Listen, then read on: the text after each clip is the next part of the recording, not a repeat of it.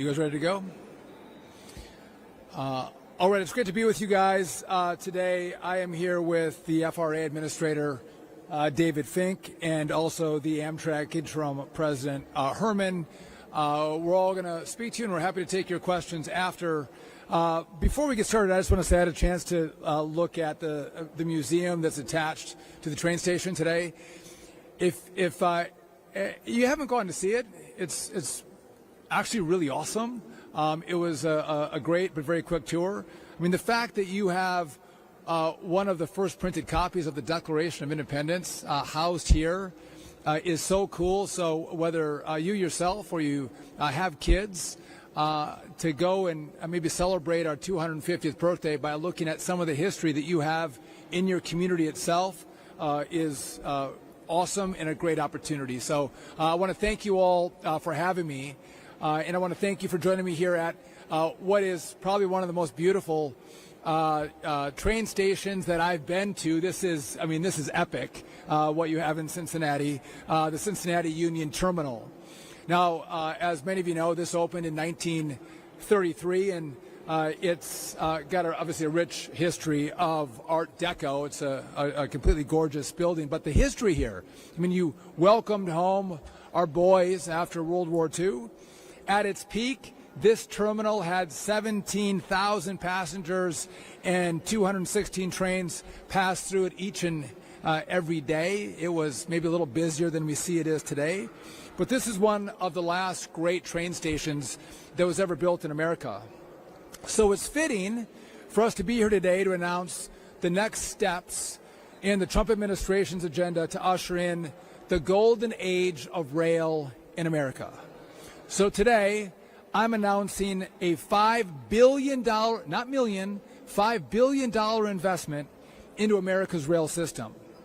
That's money that's going to go into three very distinct buckets. So bucket number one, we're going to close over 30 grade crossings and upgrade over 1,000 with new infrastructure and technology. Now, grade crossings, those are the intersections where roads cross railroad tracks at grade. It's the second leading cause of death in the rail industry. So nationally, there are more than 2,000 accidents a year and 200 deaths a year at these at-grade rail crossings. So this announcement is actually going to save lives. Second, we're going to purchase 43 made-in-America train sets to replace Amtrak's aging train sets that are under use today. And third, we're going to overhaul 41 locomotives currently serving Amtrak's Midwest and Pacific routes.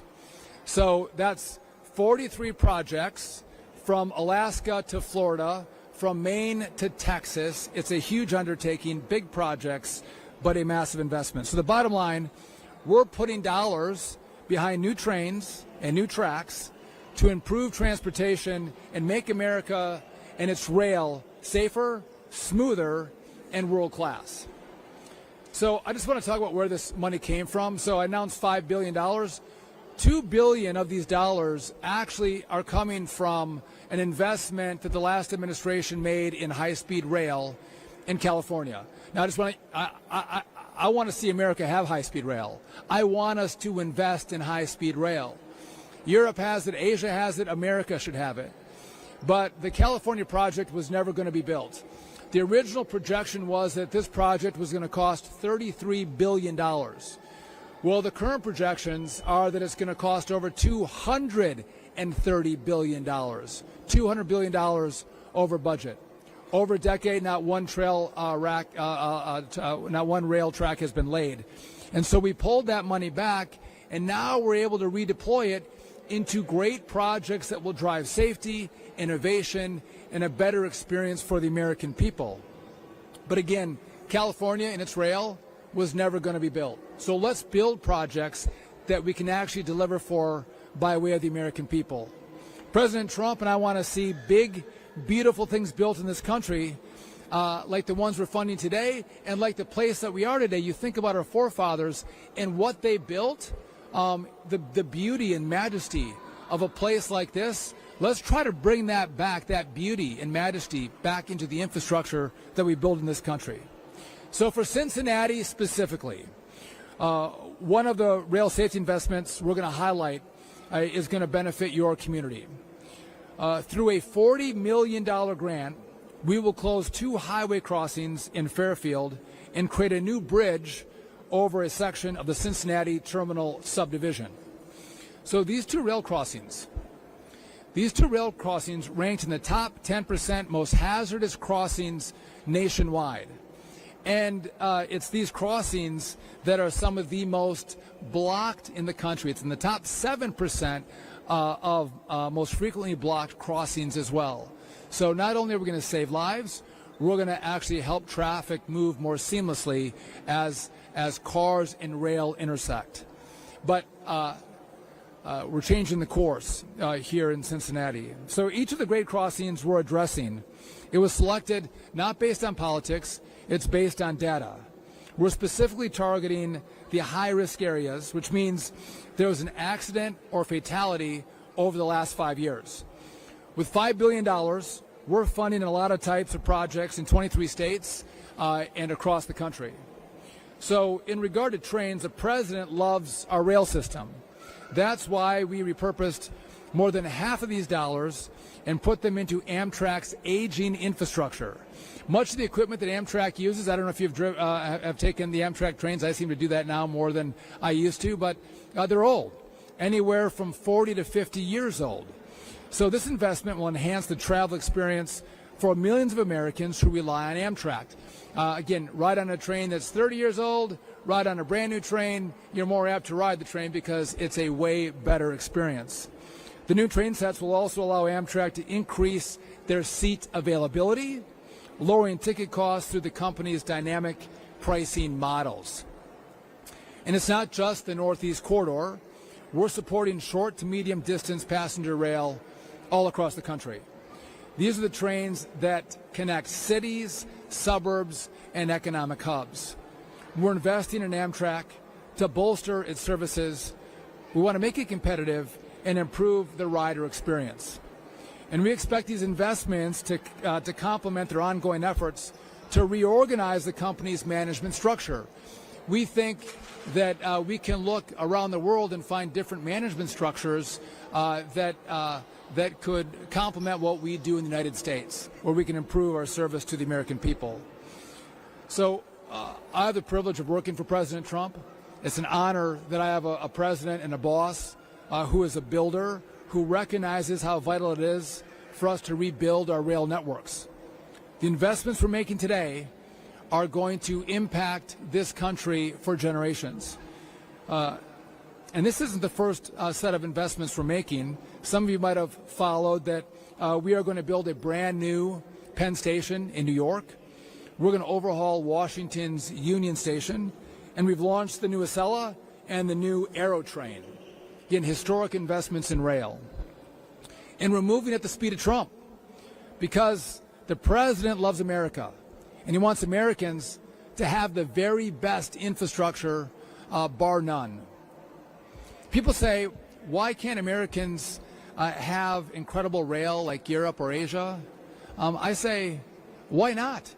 We should have great rail in America. Our citizens, our constituents deserve that. Well, giving us great rail starts with a massive investment like you're seeing here today, this first $5 billion. And so we're happy to be in Cincinnati. I'm happy to be with FRA and Amtrak to announce this. And I appreciate the beautiful backdrop that you give us at Union Station. You're blessed in this community to have such beautiful infrastructure such as this. And as we come through your train station, it should inspire all of us. This is what we should aspire to build. Big, bold, visionary ideas in transportation, whether it's aviation, whether it's our roads and bridges, whether it's our rail, whether it's our ports.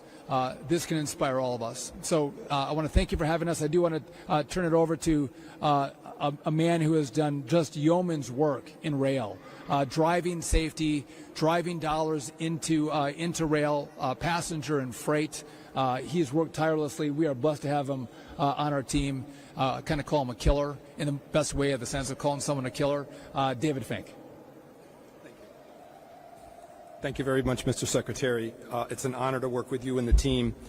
Early on, the administrators spoke with the Secretary and he gave us some advice. That advice was, you never want to follow a really great speaker. The Secretary's a really great speaker.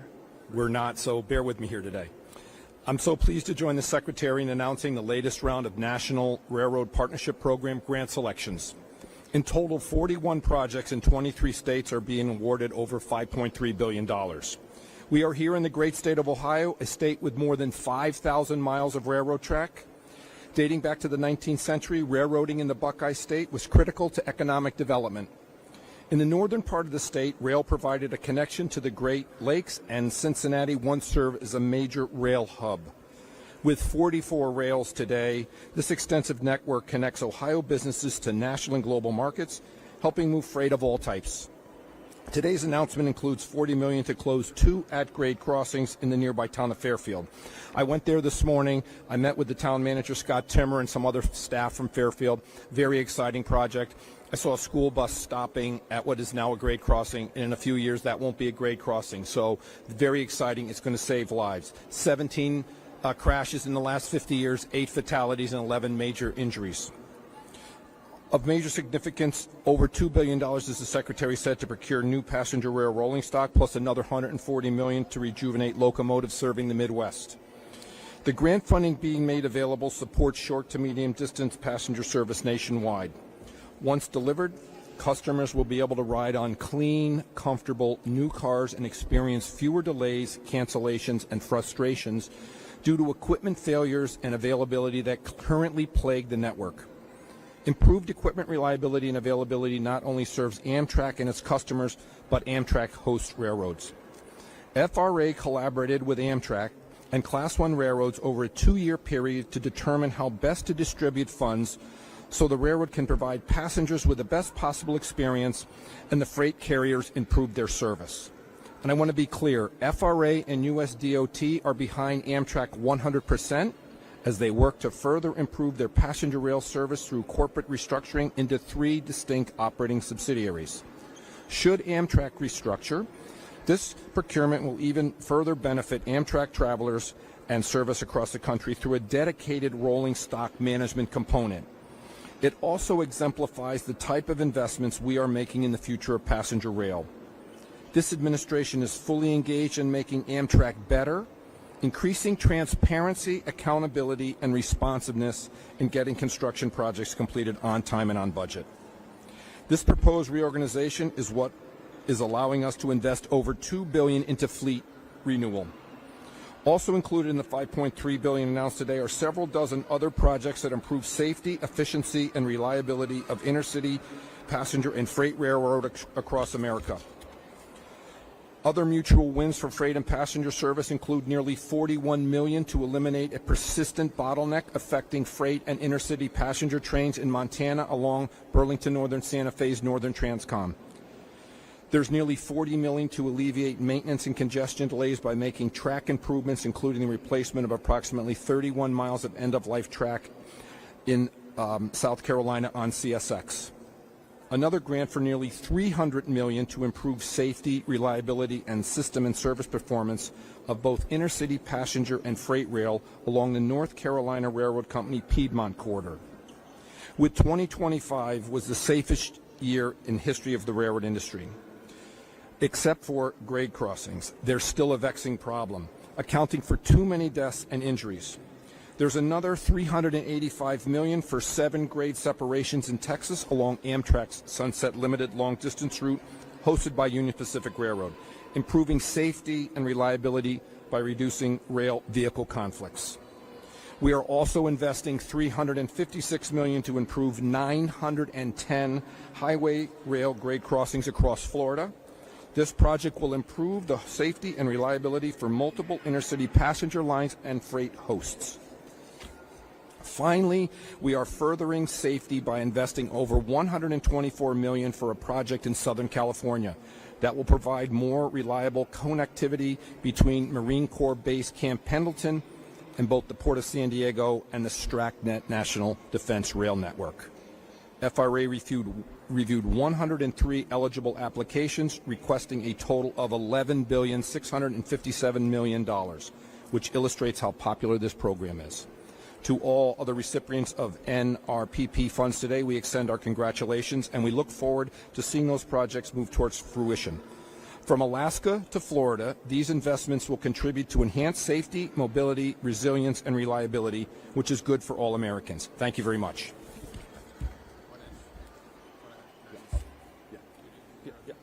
And I'd now like to introduce the interim president of Amtrak, Bill Herman.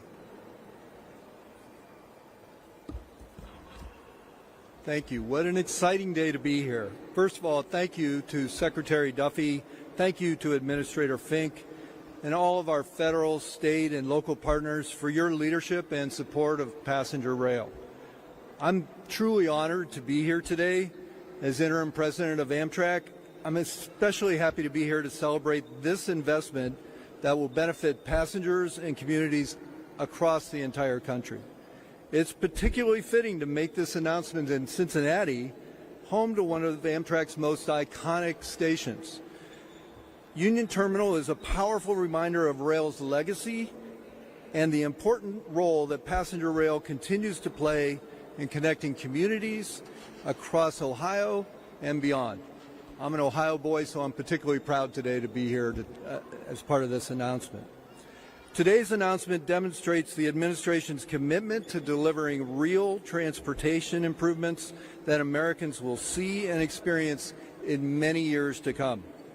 And the timing could not be any better. Demand for Amtrak is stronger than ever. Amtrak is experiencing record ridership, serving more customers than at any point in our entire 55-year history, and demonstrating that Americans want reliable, modern, and efficient transportation options. Across the country, communities are embracing passenger rail as a driver of economic growth, tourism, mobility, and connectivity. The nearly $3 billion being announced today through 7 selected grants will help Amtrak meet the growing demand and strengthen America's passenger rail network. These investments will build more train sets for the state partners in the national network, strengthen operations in our Midwest hub, and advance critical infrastructure improvements that benefit both state-supported and our national network routes. They will improve reliability, increase capacity, probably the most important of those, enhance shunt sensitivity to strengthen rail safety and operational performance, and deliver a better experience for millions of passengers. This announcement builds on an unprecedented period of transformation at Amtrak. We are advancing major station projects, modernizing critical infrastructure, and rebuilding assets that support the national network. We recently launched our next-gen Acela trains and are preparing for the rollout of the new Aero fleet. I can tell you I rode one the other day. It's beautiful, it's comfortable, you're going to want to ride it. These are all trains that are built by U.S. factories and suppliers across the country, and they will support the transformation of travel across all of the country. Thanks to today's announcement and the administration's continued support, we will be able to accelerate all of these efforts and deliver even greater benefits to passengers. Together, these investments represent the most significant modernization of Amtrak in a generation. So, on behalf of Amtrak's more than 20,000 employees, thank you for your partnership, your confidence, your investment in Amtrak's future and the future of passenger rail. We are committed to being responsible stewards of these resources and delivering results for passengers, taxpayers, and communities across the country. We look forward to continuing to work together to build the next great chapter of America's railroad. Thank you. Thank you. Well done. In a second, we'll take your questions, but just want to make a comment about what may be a great, beautiful train station does not make great, beautiful acoustics. I could barely hear these guys as I was standing next to you. We're ricocheting all over. But with that, if you guys have any questions for any of us, we're happy to take them. Yeah.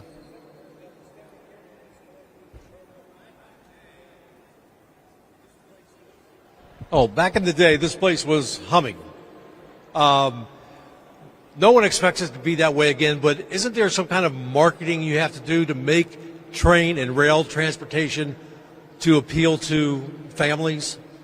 Yeah, I think it's a really good point. What's different from 1933 when it opened up and after World War II, where a lot of travel, a lot of soldiers were coming through, is we've added the interstate system, and cars now compete with trains, and our aviation has kicked off, and aviation competes with trains and vehicles. And so, yeah, listen, I'm not going to favor one of. They might want me to favor one of my modes over the other, but I think marketing train travel is for those who are in the business.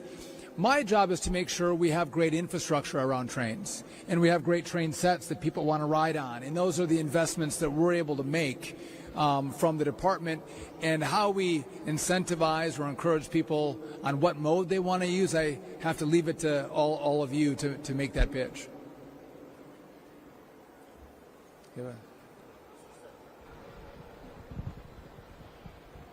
Can you hear me? Okay. Yeah, This is Secretary, I'm James Pilcher, Local 12 News. Do these you mentioned the $2 billion coming from the California high-speed rail. Where's the other $3 billion coming from? And do the railroads or any of the state or local governments, are they putting any skinning in the game? Are there any local matches, or are any of the railroads putting any monies into this? Because most of these crossings are owned by the railroads. Thank you. Yeah. So what's interesting is in Congress, these accidents that I talked about and the deaths that happen in members of Congress's communities, in senators' communities. And what happens then is the Congress usually will give us resources to help us mitigate the dangers of those intersections, which we're grateful for. And again, this other part is going to come from appropriations that we get from Congress to make the investments. And just sometimes, and this can be offensive to me. I'm a Republican. I served in Congress. We'll get a hard time where some will say we don't want to invest in trains or for transit. And what we want is we want to invest in. Cities don't work without transit. A lot of times they don't work without trains. But we demand that when we have a transit system, we should aspire to have a system that's as beautiful as this building. Oftentimes, not saying in Cincinnati, but other places, they'll allow crime on their systems, not protecting the people that ride, people that might not have a different choice to ride. And they're not as clean as this Union Station. We should be clean and safe places to ride when people decide to take a train or public transportation. And that's what we're trying to inspire all of our partners to do, because I think that's a minimum that the American public deserves when they get on public transportation. But if you want to take part of that, David? So all of these grants have a minimum of a 20% match, whether that be from the local or the railroad. And our group back at FRA, which I really have to applaud, this is a really big, heavy lift for them. We've reduced our headcount at FRA by 21% because we think that's the way we want to go forward, spending less of your dollars. So they look at this, and if people have made done the grant, and you could have 30 or 40%. So the higher the other match would score them better for us to maybe want to do the project. So yes, we look at that very closely, and yes, other people have skin in the game: the towns, states, and the railroads. One more. Did you have one? Anyone else from the media? I don't know. No other questions? Any other questions? Going once? You have one down here? Yeah. Hello, Mr. Secretary. You may have mentioned this. We talked about the audio in here, but could you describe the timeline for this rollout of the investment? Yeah, Dave, you want to take that? So we're announcing the winners today, and I know folks are already calling us and are very excited to get through the obligation process where we sit down and finalize all the contracts, all the permits, all of the things that need to be done so we can get shovels in the ground. The faster we can do that, the faster the crossings go away and the safer our railroad system will be. So it starts today. I think we might want to talk to Scott. He's here. They're working on this right now. I saw the plans, and they have a lot of their permits all ready to go. So this is the Fairfield project's one we really want to watch. Ohio's a great state for us to work with. The DOT and our FRA folks work together because Ohio delivers projects on time and on budget. So just maybe for clarification, this is a great announcement. I think a lot of money that's going to come, but in this, we're going to have some fanfare around it. Maybe we didn't call the marching band, but we should maybe have one. But that's not the real magic. We have to get the grant agreements signed with all of our partners that gets the money out. We have work to do. They have work to do. We are moving so much faster at DOT because we want to see these projects go more quickly. And anyone in building infrastructure, every year you go down the road, it gets more expensive. So the faster we can move, the more we save and the more we get done with every dollar that's deployed. With that, listen, I want to thank you all for coming out. And again, thank you for being such wonderful hosts for us and giving us such a beautiful backdrop. You got to be proud of your community. Great people and a beautiful place and really cool museum. So again, on your 250th birthday, if you can't go see a different community in your own community, go see some awesome American history. Thank you. God bless.